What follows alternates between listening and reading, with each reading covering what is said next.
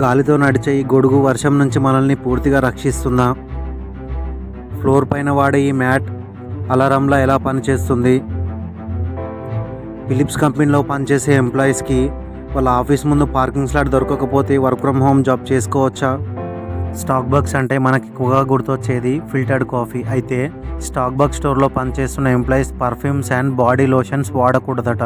దీనికి కారణం ఏంటంటే వాళ్ళు వేసుకున్న perfume and body lotion coffee aroma disturb చేసే అవకాశాలు చాలా ఎక్కువగా ఉంటాయట.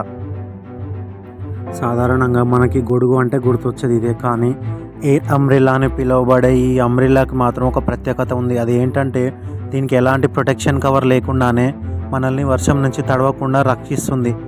దీనికి గల కారణం ఏంటంటే పైన ఇమేజ్లో చూపిస్తున్న విధంగా ఎయిర్ అవుట్లెట్ అని పిలువబడే హోల్ ద్వారా సర్టెన్ ప్రెజర్తో ఎయిర్ రిలీజ్ అవ్వడం కారణంగా మన చుట్టూ ఒక ఎయిర్ లేయర్ ఫామ్ అయ్యి వర్షపు నీటిని మన మీద పడకుండా పక్కకి నెట్టేస్తుందట.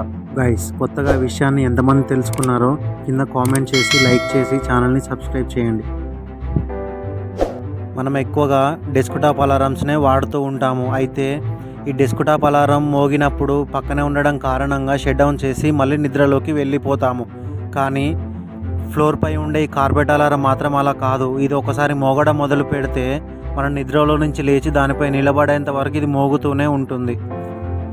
చాలామంది డింపుల్స్తో చాలా క్యూట్గా కనిపిస్తారు, కానీ ఆ క్యూట్నెస్కి కారణం ఏంటంటే వాళ్ళ డిఎన్ఏలో ఉన్న జెనెటిక్ డిజార్డర్ కారణంగా వాళ్ళ చెంపలో ఉన్న మజిల్ సరిగా గ్రో అవ్వకపోవడంతో వాళ్ళకి అలా డింపుల్ అనేది ఏర్పడుతుంది.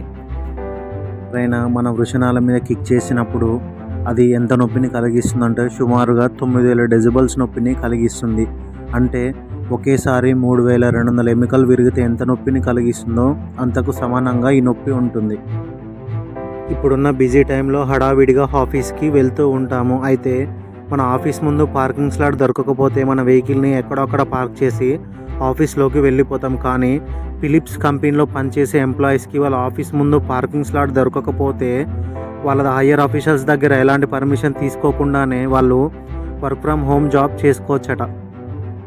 మన చేతికి వాడే వాచెస్లో రోలెక్స్ అనే వాచ్ ఎంత ఖరీదైందో మనందరికీ తెలుసు. అయితే లాభాదాయం కానీ స్వచ్ఛంద సంస్థగా ఈ కంపెనీని నడిపిస్తున్నారు. దీనికి కారణం ఏంటంటే రోలెక్స్ ఫౌండర్ ఒక అనాథ కారణంగా ఈ కంపెనీలో వచ్చే 90% ఆదాయాన్ని చారిటీలకి ఎక్కువగా డొనేట్ చేస్తారు.